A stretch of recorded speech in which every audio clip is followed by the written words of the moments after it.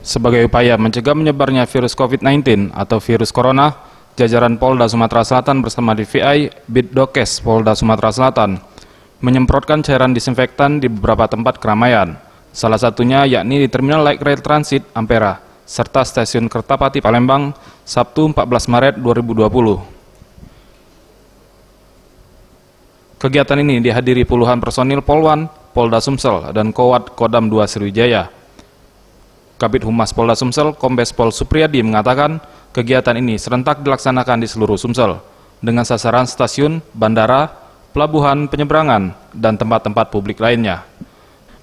Selain itu juga, kegiatan yang dilakukan menjadi media edukasi kepada masyarakat tentang pencegahan dan penanggulangan virus corona. Selatan kita laksanakan di beberapa tempat, dan kegiatan ada beberapa kegiatan. Yang pertama, salah satu ada di LRT ini, yaitu edukasi bagaimana kita memberikan pencerahan kepada masyarakat terkait dengan kebersihan yang bersangkutan dengan cara mencuci tangan dengan 6 langkah mencuci tangan. Kemudian yang kedua adalah kita melaksanakan penyemprotan disinfektan di beberapa tempat, khususnya tempat-tempat publik yang biasa dipegang oleh masyarakat. Tim Liputan Sriwijaya TV.